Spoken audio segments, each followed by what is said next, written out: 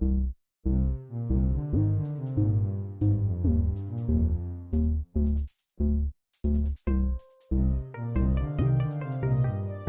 Students, welcome to my YouTube channel commerce classes by Vishal sir. आप सभी का मेरे YouTube channel commerce classes by Vishal sir में हार्दिक स्वागत है। आज हम बच्चों class 11th business studies subject, उसमें भी चैप्टर फर्स्ट बिजनेस ट्रेड और कॉमर्स, इस पर ऑलरेडी मैं 2 वीडियो बना चुका हूं। अगर आपने वो नहीं देखी है तो आप उस वीडियो को ज़रूर देखें। बहुत अच्छे से उसमें मैंने बिजनेस, ट्रेड और कॉमर्स तीनों के बारे में बहुत अच्छे से बताया है, तो आप देखेंगे, आपको बहुत अच्छा लगेगा और समझ में भी आएगा। अब हम पढ़ रहे हैं section 1 history of trade and commerce, और इसमें भी मैंने एक वीडियो ऑलरेडी से पहले बनाई है history of trade and commerce पे। आप इसको पार्ट सेकंड कह सकते हैं, ठीक है।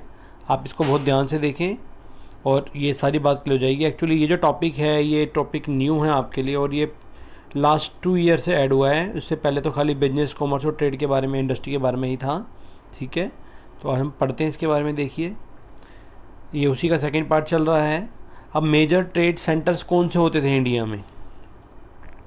देखिए, सबसे पहला था पाटलिपुत्र, आपने नाम सुना होगा। पटना इन बिहार टुडे, आज के टाइम में बिहार में पटना में पड़ता है। पाटलिपुत्र बहुत ज़बरदस्त नाम था मेजर ट्रेड सेंटर्स का।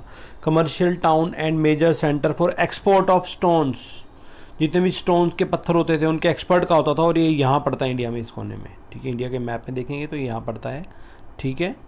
सेकंड होता था पेशावर। पेशावर पाकिस्तान में अब है, सिटी इन पाकिस्तान। अब क्योंकि इंडिया डिवाइड हो गया था 1947 में, तो आप ये कह सकते हैं कि ये पाकिस्तान में चला गया था। एट प्रेजेंट पाकिस्तान में ही है ये। Very popular for export of wool, wool के एक्सपोर्ट के लिए, बाहर भेजने के लिए। वूल यहाँ से बहुत ज़्यादा बाहर भेजी जाती थी इंडिया से बना के बाहर फॉरेन कंट्रीज़ में। And for the import of horse's, और जितने भी घोड़े होते थे वो इंपोर्ट किए जाते थे दूसरी कंट्रीज से। Major transaction between India, China, Rome in the first century की बात है ये, और ये ज़्यादा ट्रांजेक्शन इंडिया में, चाइना में, रोम में हुआ करती थी। तीसरा है तक्षशिला, काफ़ी नाम सुना होगा आपने इसका। ये भी पाकिस्तान में सिटी है। और आगे कह रहा है ऑल्सो कॉल्ड तक्षशिला, इसे तक्षशिला भी कहते हैं, ठीक है। टैक्सिला को तक्षशिला भी बोला जाता था। Popularity known as the city of financial and commercial bank, इसमें फाइनेंशियल कमर्शियल बैंक बहुत ज़्यादा थे और इस टाइप का ये दिखता था उसमें, ठीक है। इंद्रप्रस्था की बात हो रही है। इंद्रप्रस्था दिल्ली का ही नाम था। दिल्ली के बारे में कहावत है, जहाँ हम the city where we are residing, Delhi 7 बार जुड़ी 7 बार बसी, ऐसा बोला जाता है। तो located in the region of present day New Delhi, New Delhi कहलाती है। It was a commercial junction where most routes leading in the east, west, south, north, सब जगह का हेड यही था, सब जगह से जुड़ता था। और अगर आप इंडिया का मैप देखेंगे तो आप बहुत ध्यान से देखेंगे, दिल्ली यहाँ आती है इस रेड पॉइंट पे, ठीक है। ये दिल्ली है, तो ये दिल्ली है, और ये बिल्कुल जहाँ दिल होता है, हार्ट होता है, उस तरह से ये बीचों बीच लेफ्ट हैंड साइड ही है, तो इसलिए इसे दिल्ली को दिल बोला जाता है इंडिया का, इसलिए ये कैपिटल है। आगे कह रहे हैं मथुरा, श्री कृष्ण भगवान की जन्मभूमि। City in UP, Uttar Pradesh में आज भी है। It was an emporium of trade, ये एम्पोरियम था ट्रेड का। And people here subsist lived on commerce, ठीक है। यहाँ सारा व्यापारी करते थे लोग मोस्टली, और एम्पोरियम बोला जाता था इसे। ये यूपी है, उत्तर प्रदेश, इंडिया का मैप अगर आप देखेंगे, ठीक है। और इसके अंदर ये मथुरा है सिटी, आज भी है, श्री कृष्ण भगवान की जन्मभूमि बोला जाता है। Many routes from South India touched Mathura and Bharuch in Gujarat, तो बहुत सारी जो रूट्स थे साउथ इंडिया के, ये मथुरा से और टच होते थे, ठीक है। वाराणसी श्री कृष्ण भगवान की जन्म और श्री रामचंद्र भगवान जी की जन्मभूमि बोला जाता है, आज भी है सिटी इन यूपी में, जहाँ श्री रामचंद्र जी का मंदिर बन रहा है, Varanasi. Well non centre for textile industries and became famous for gold, silk, cloth and sandalwood workmanship, और ये भी उत्तर प्रदेश में है, यूपी में, ठीक है। यूपी इस साइड पड़ता है, ठीक। It has link with Takshashila and बहरेज, इनसे ये लिंक्ड होती थी, ठीक है।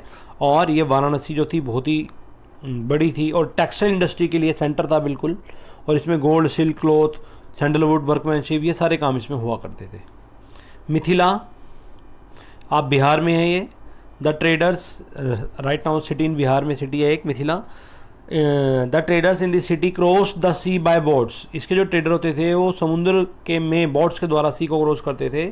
Through bay of Bengal to the south China जाते थे। ठीक है, ये आप ध्यान से देख सकते हैं, ये बिहार है।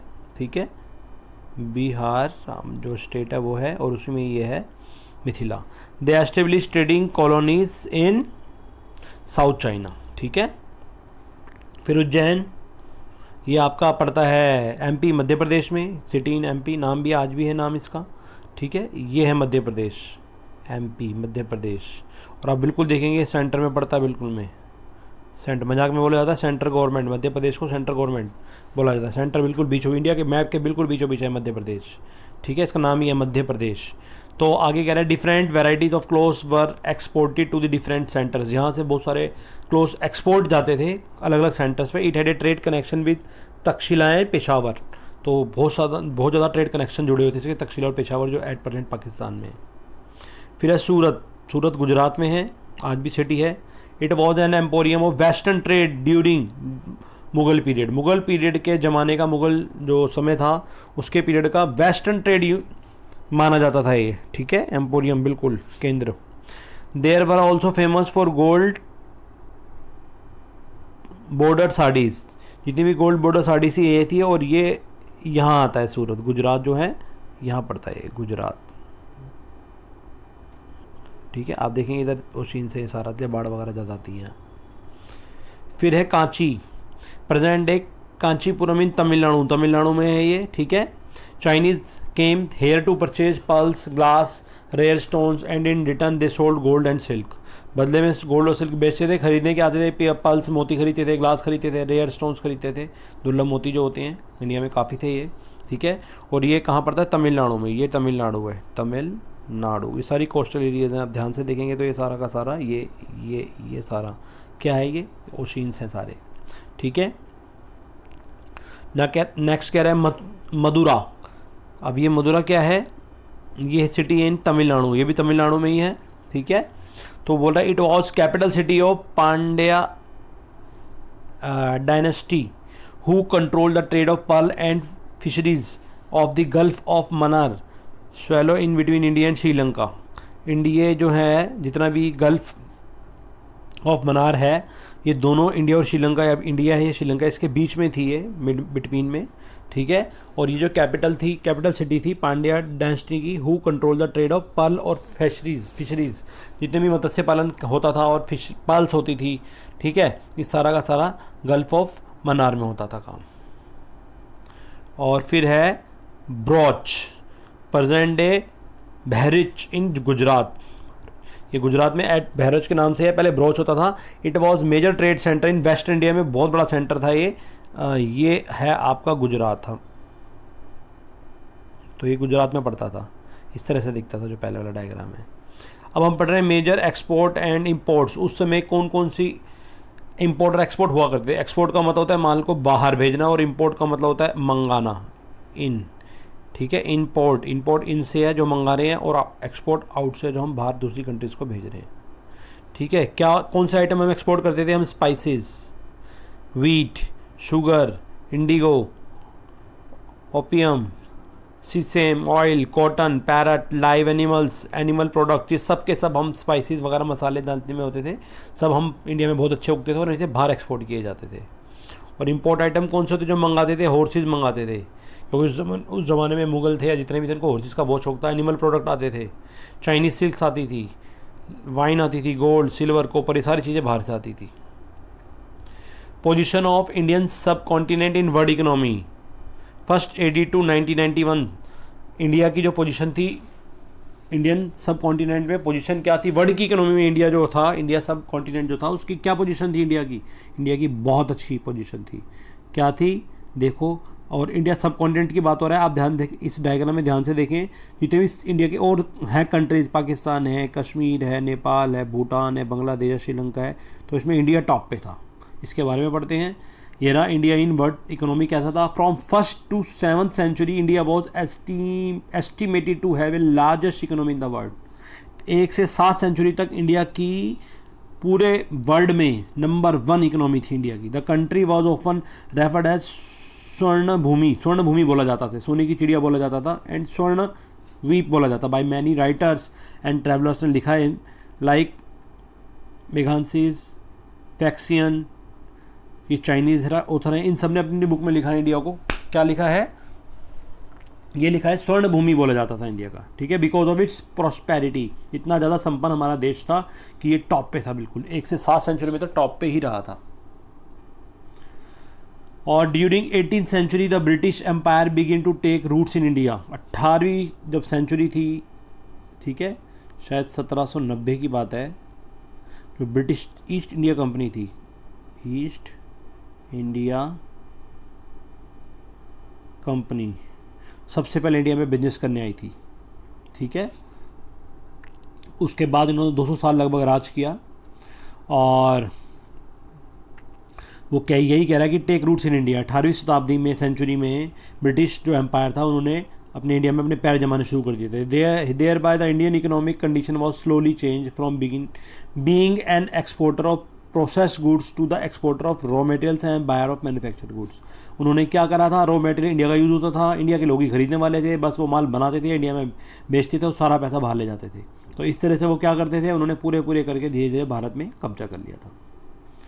अब India begins to reindustrialize. अब इंडिया ने फिर दोबारा 1947 जब से हम इंडिपेंडेंट हुए हैं, इंडिया ने दोबारा क्या करा है? अपने आप को री इंडस्ट्रियलाइज करना शुरू कर दिया है। कैसे? देखो, पढ़ते हैं हम।